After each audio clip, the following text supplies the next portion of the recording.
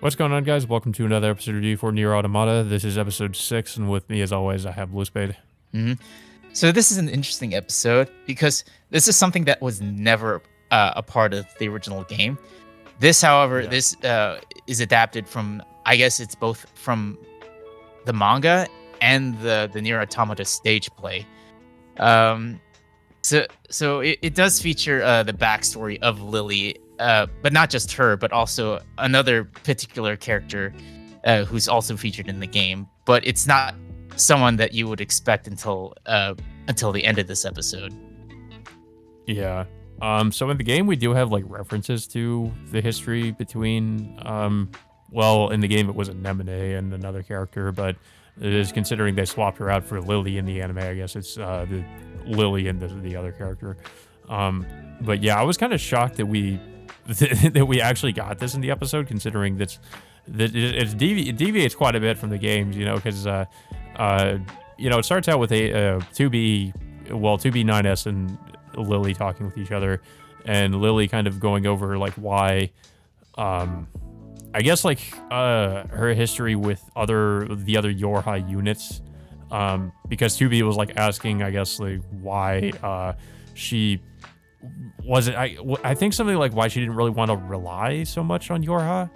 Um, Why she's initially apprehensive towards 2B in yeah, the first place, because if we remember when we the previous episode in which we first see them together, Lily drew her gun in front of 2B for whatever reason. Um, mhm. but we didn't really know the reason why until what was featured in this episode.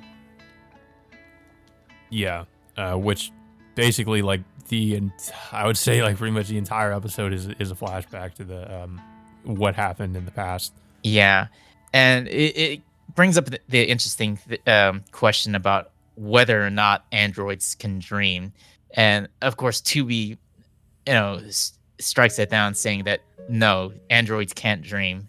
But Lily, does say that that she can remember memories of the past.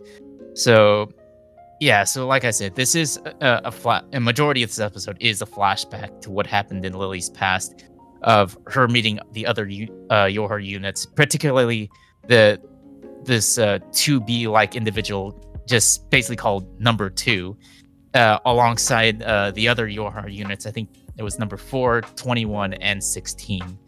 And of course, like each of them, they don't really say what letter model they call them. Normally, you would think that they're a Model D, but it's revealed that by the end of the episode, they're a different model compared to 2B. Well, yeah, I mean, as we know, there are different models. There's the AA attack model and the S scanner, hmm and there's some other ones too. Yeah.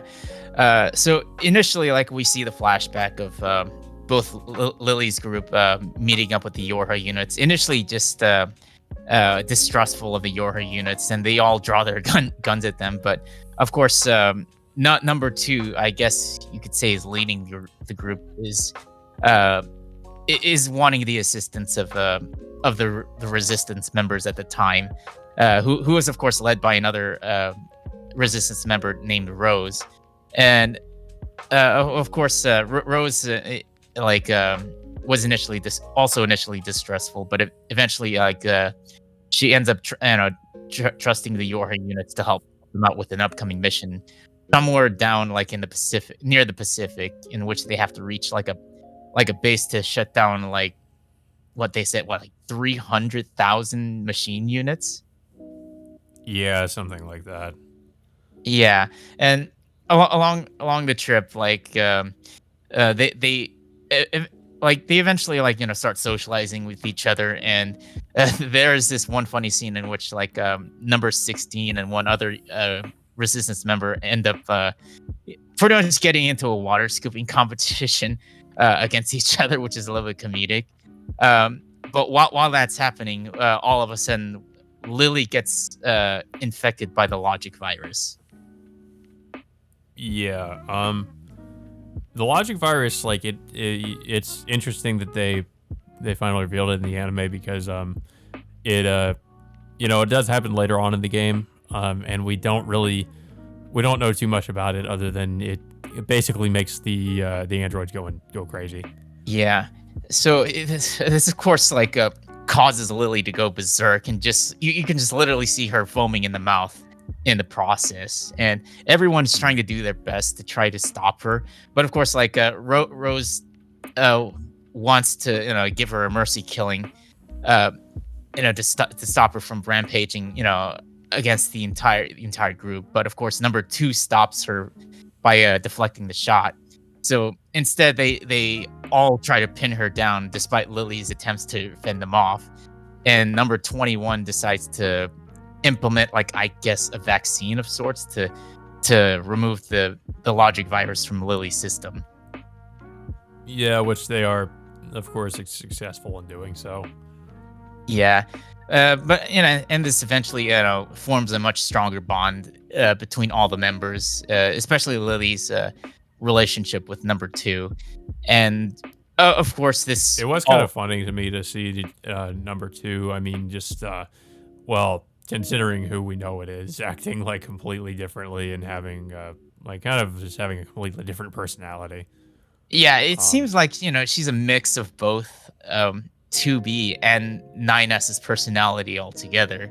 Um, yeah, but what's funny is like you know we see this character's personality change in a significant way when we first see her, and it also something similar happens to 9S much later down in the story. But of course, we will reveal that later. Um, but yeah, it does show what happens to the group once they reach their destination. Going pretty much them going up against 300,000 machine units, and just one by one, they all get slaughtered, like almost effortlessly. yeah. I mean, it's pretty brutal. Like, yeah, they just they all get like we see their heads get blown off, their body gets blown apart, and the only thing left is their arm. So number 16 and one other resistance member decide to stay behind and fight off the machines themselves, but we can assume they were killed while they were fending them off. And then they head into the facility, and unfortunately, while they're making their way, I think number 21 gets infected by the logic virus. I think due to the fact that she tried to, during the time when she removed the logic virus from Lily, I guess she got infected in the process. Yeah. Um, yeah, and then basically we see that Lily was the only survivor, I guess, of Oh, this. actually, no. One more thing. While Yeah, after 21 was infected with the logic virus, Anemone decides to stay behind, and yeah, I guess in a way she sacrifices herself, which is interesting because Anemone is the resistance member we meet in the game. But what I'm also surprised that they just decide to kill her off and have Lily I'm guessing they take swapped her it place. out because I mean, probably in the manga it was the other way around. I guess that maybe Lily stayed behind and MNA survived. Yeah, it's not clear. Maybe uh, it's something that they're gonna give Lily a much bigger role. Probably, Yeah, maybe in the I guess if you could say like the root C or D adaptation of um I guess in the next core of sorts. yeah. It's been really interesting so far about how just how much this the anime has deviated quite a bit from the game, and how there have been quite a few just additions and changes. The most interesting of one, just of course, being what they did with Emil. So I'm kind of wondering if they're going to do that with some of these other characters. And maybe they're gonna they're gonna change like what they do in the anime as opposed to what they did in the game. Yeah. So yeah, eventually, Lily supposedly is the only surviving member of the group, with Rose pretty much telling Lily to move, to pretty much like to move on without everyone else and forge a new future with the other androids. Yeah. Um, yeah, I am kind of wondering in the next episode if they're going to be following, if they're going to go back to following the game's plot, or if they're going to maybe, do something a little bit different. So it's kind of Eh, unpredictable at this point. Because I mean, when I first started the series, I was like, oh, it'll follow the game for the most part. Maybe it'll make some changes here and there, but Yeah, I didn't really expect it was gonna have this many like references and just do a lot of new stuff. And especially like references to stuff that I guess you could say supplementary material like the manga, for instance. Yeah, I think this is a good way for them to expand this the story a little bit more. But I think it was back then when they released it back in 2017 that there wasn't enough material to go about um, telling much of that story, and also like much of the flashback, or I wouldn't say flashbacks, but most of the backstories relegated to something you hear in the background during the hacking sequences. Yeah. I mean, there's definitely a lot they can do with that too. They can probably animate sequences with just um, well, like they did with the boss fight with the songstress, where in the original game um, it was just little like images and stuff, and just reading through text, uh, what her thoughts were, and all and hearing it through, like you said, the hacking mini games. But instead of the anime, they kind of have it be like a fully animated sequence, just kind of showing things from her perspective, and I find it interesting how they're doing it that way. So I think we can definitely expect a lot of new things in terms of whenever there is another hacking sequence, and we will probably get like some new material in that regard. Yeah. Uh, so of course we get back to the present, pretty much with Tubi asking Lily, "What if one of your comrades from back then was somewhere out there right now and still alive?" And Lily Mhm. responds that that would be a nice dream to have. Then of course we get to another scene elsewhere in which we see a very familiar android, which we know uh, turns out to be A2.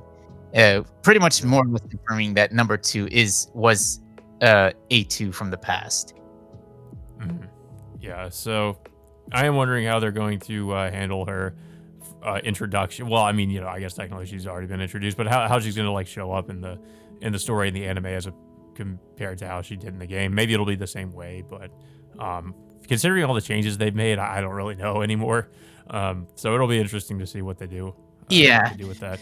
I I think a think lot of I honestly like I feel like a lot of these changes are probably I don't know how involved Taro is in the anime production, but I get the impression he is probably heavily involved with like the writing and the like giving the go ahead for like different changes to be made in the anime. I feel like a he lot did of the decisions were his to make these changes.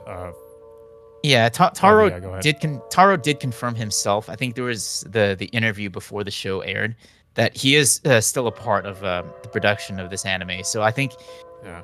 I think I think there's a purpose of like what he wants to do with the storyline with both Lily and A2. And suppose like I'm curious of like now with Lily replacing Anemone as like the main leader of the resistance. I'm curious of like what the interaction with is going to be once A2 reunites with Lily. Obviously Yeah. not in this route, but A2 is of course mostly prominent in routes C and D. Yeah, so the interactions would be at that point in the story. Um So yeah, but yeah, I thought this is a really good episode and a really surprising episode at the same time. But I like that they did this because yeah, it definitely um, gives more context to the relationship between those two, and it gives Lily a more developed character, um, and more so than we really, and funnily enough, than we really got with Anemone in the game, other than like passing references to things that happened with her. So I mean, in that regard, I feel like the anime is doing a little bit better in terms of just giving us a developed character in terms of like her being the resistance leader. Yeah. Um, Of course, in terms of A2 and her flashback, it doesn't really show what really happened to her. It just only showed yeah. what was happening in Lily's Well, perspective. yeah, we'll probably get more from her perspective, like once we get introduced to A2 in the anime. I guess that we'll see from her perspective, like I guess what happened after those events. Yeah, Um, because if we remember, she was branded a traitor by Yorha sometime after these events, but we don't know like exactly how that ended up occurring. But it does end up changing A2's personality significantly after that. Yeah. But yeah, I don't really have too much else to say about the episode. I don't know if you have anything else to say about it. It was a good episode. I definitely like that Uh, they adapted uh, some of the supplementary material that no one who's who, I mean, for people who played the game but haven't looked up into like all the other stuff, finally get a much better backstory with not just Lily but also A2 in particular. yeah. But yeah, guys. So that all being said, until next week, we will see you all next time.